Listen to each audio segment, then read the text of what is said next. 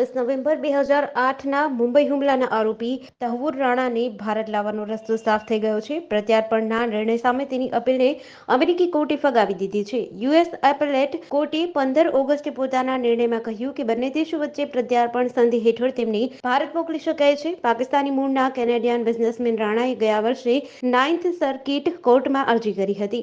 તેણે વિનંતી કરી હતી કે સુનાવણી સુધી તેને ભારતને સોંપવામાં ન આવે. મે 2023માં પણ અમેરિકન કોર્ટે રાણાની અરજી ફગાવી હતી. ભારતને સોંપવામાં ન આવે તે માટે પાકિસ્તાની મૂળના તહવૂર રાણાએ યુએસ કોર્ટમાં હેબિયસ કોર્પસ દાખલ કર્યું હતું. જોકે લોસ એન્જલસની ડિસ્ટ્રિક્ટ કોર્ટે પોતાના નિર્ણયમાં કહ્યું કે ભારતે જે આરોપોના આધારે તહવૂરના પ્રત્યાર્પણની માંગ કરી છે તેને ધ્યાનમાં રાખીને તેના પ્રત્યાર્પણની મંજૂરી આપી શકાય છે. તેની સામે ચુકાદો આવ્યા બાદ રાણાએ 9th સર્કિટ કોર્ટમાં બીજી અરજી કરી હતી.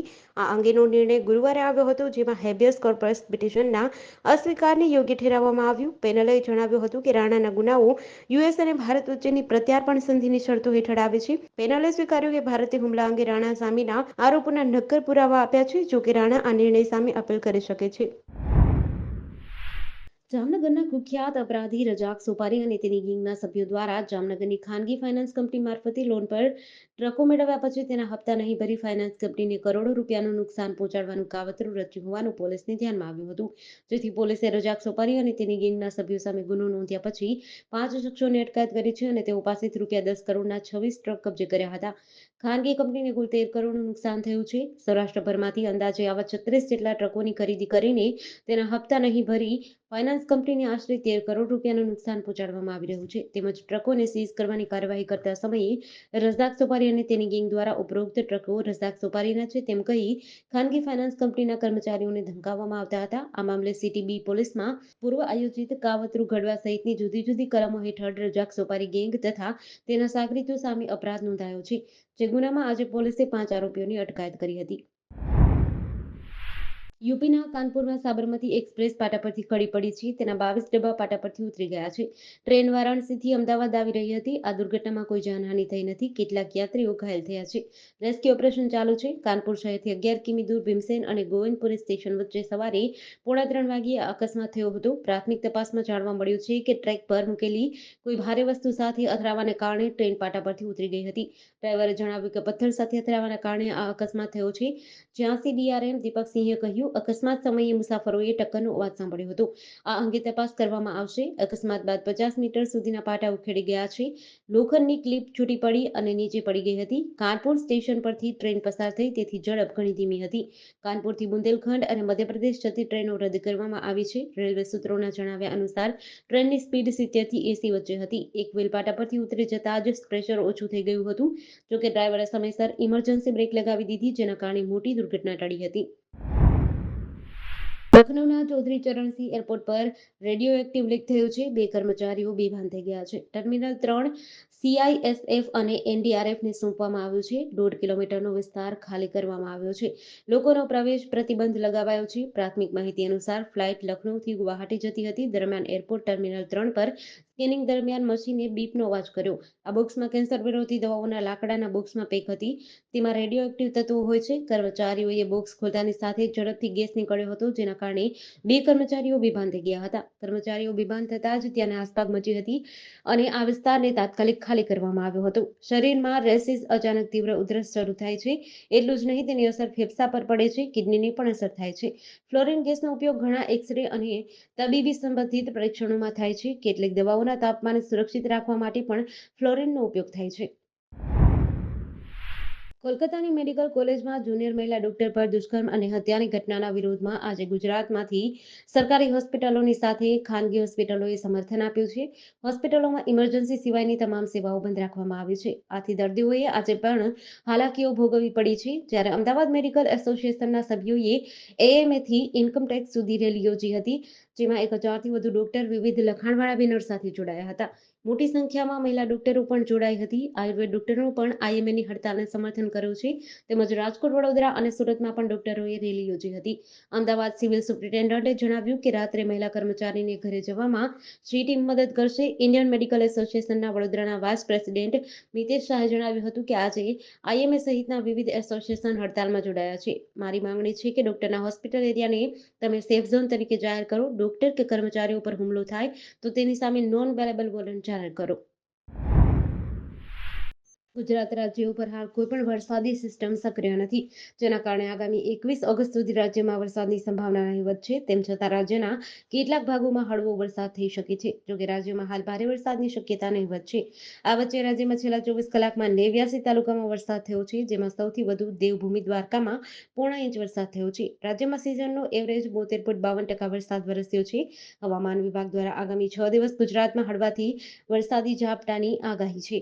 તેમાં પણ સૌરાષ્ટ્ર અને કચ્છમાં હાલમાં 6 દિવસ પૂરતી વરસાદની શક્યતા નહીવત છે. તેમજ પવનની ગતિ પણ સામાન્ય રહેશે. માછીમારો માટે પણ કોઈ વોર્નિંગ જાહેર કરવામાં આવી નથી. ઉત્તર, મધ્ય અને દક્ષિણ ગુજરાતના કેટલાક ભાગોમાં કેટલાક વિસ્તારમાં છૂટાછવાયાથી હળવા વરસાદી ઝાપટાની શક્યતા છે. કોલકાતામાં ટ્રેની ડોક્ટર પર દુષ્કર્મ અને હત્યાના બનાવના દેશભરમાં પડઘા પડ્યા છે. ગુજરાતમાં પણ મેડિકલ કોલેજના રેસિડેન્ટ તબીબોએ હડતાલ બાદ આઈએમએ પણ શનિવારે 24 કલાક ઇમરજન્સી સિવાયની તમામ સેવા બંધ રાખવાની જાહેરાત કરી છે.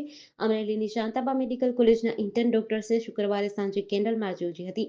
ઇન્ટર્ન તબીબો જ્યારે અમરેલીના રાજકમલ ચોકમાંથી પસાર થઈ રહ્યા હતા, ત્યારે ડોક્ટર ગોવિંદ ગજેરા ત્યાં આવ્યા હતા અને જાહેરમાં પોતાનું લાયસન્સવાળું હથિયાર કાઢી ડોક્ટર્સને પોતાની સુરક્ષા માટે હથિયાર વસાવવાની અપીલ કરી હતી. આ ઘટનામાં શરતોનો ભંગ કરવા બદલ પોલીસે ડોક્ટર ગજેરા સામે ગુનો નોંધ્યો છે. અમરેલી સિટી પોલીસ સ્ટેશનમાં નોંધાયા મુજબ કોલકાતા ખાતે ટ્રેની ડોક્ટર સાથે દુષ્કર્મ આચરી તેની હત્યા કરવાના મામલે રાત્રિના આશરે 9 વાગ્યા આસપાસ ડોક્ટર જીજે ગજેરા એકઠા થયેલ લોકોને સંબોધિત કરતા હતા. એ દરમિયાન તેમણે પોતાના હાથમાં રિવોલ્વર જેવું હથિયાર જાહેરમાં પ્રદર્શિત કર્યું હતું. રાજકોટના હિમુ ગઢવી હોલ ખાતે આજે પાટીદાર સમાજ દ્વારા સન્માન સમારોહનું આયોજન કરવામાં આવ્યું હતું, જેમાં ઇફકોના ચેરમેન દિલીપ સંઘાણી તેમજ ખોડલધામ પ્રમુખ નરેશ પટેલ સહિત પાટીદાર સમાજના આગેવાનો જોડાયા હતા. આ તકે દિલીપ સંઘાણી દ્વારા પાટીદાર સમાજના અગ્રણી નરેશ પટેલ અને જયેશ રાદડિયા વચ્ચે ચાલતા ખટરાગ અંગે વ્યક્તિગત સમજાવટ કરી સમાધાન પ્રયાસ કરીશ.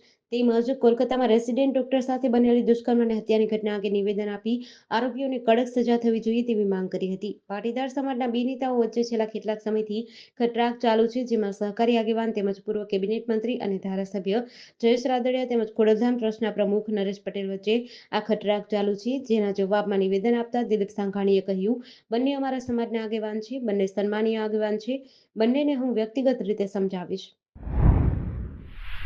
હિમાચલ પ્રદેશના રામપુરમાં શુક્રવારે મોડી રાત્રે વાદળ ફાટ્યું હતું, જેના કારણે તકલેજ નોગલીમાં 30 મીટર સુધીનો રોડ ધોવાઈ ગયો હતો.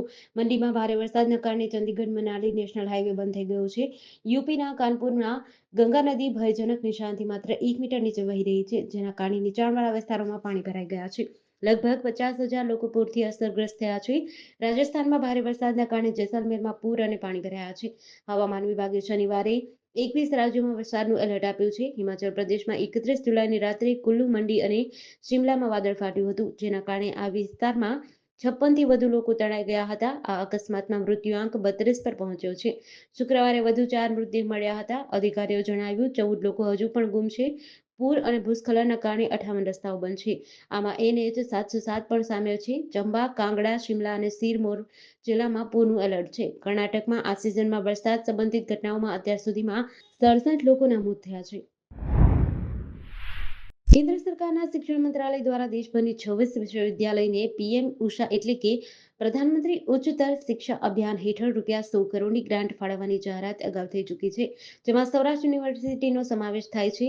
અહીંના સત્તાધીશો દ્વારા આ ગ્રાન્ટનો કઈ રીતે ઉપયોગ કરવો તેનું સમગ્ર પ્લાનિંગ રજૂ કરાયું છે, જેમાં 27 કરોડના ખર્ચે 2 મલ્ટી-સ્ટોરી બિલ્ડિંગ, 5.80 કરોડના ખર્ચે આંતરરાષ્ટ્રીય કક્ષાનું ગેસ્ટ હાઉસ, 26 ભવનોનું 22 કરોડના ખર્ચે રિનોવેશન, સંશોધન અને લેબોરેટરીના સાધનો માટે ₹49 કરોડ, તો સોફ્ટ કમ્પોનમેન્ટમાં વિદ્યાર્થીઓ, રિસર્ચ સ્કોલર અને અધ્યાપકોને તાલીમ આપી મોડર્ન ટેકનોલોજી સાથે જોડવાનું આયોજન છે. સૌરાષ્ટ્ર યુનિવર્સિટીના કાર્યકારી કુલપતિ ડોક્ટર કમલ ડોડિયાએ જણાવ્યું કે પીએમ ઉષા અંતર્ગત ₹100 કરોડની ગ્રાન્ટ સૌરાષ્ટ્ર યુનિવર્સિટીને મળી છે. જે ગ્રાન્ટનો કઈ રીતે ઉપયોગ કરવો તેનું પ્લાનિંગ કરવામાં આવ્યું છે, જેમાં સૌરાષ્ટ્ર યુનિવર્સિટીને કયા પ્રકારના સંશોધન સંશોધનના સાધનોની જરૂર પડશે તેનો સમાવેશ છે, જેમાં રિસર્ચ સહિતના સાધનો માટે ₹50 કરોડની ગ્રાન્ટનો ઉપયોગ કરવાનું નક્કી કરાયું છે, જ્યારે અન્ય ₹50 કરોડમાંથી બાંધકામના કામો કરવામાં આવશે.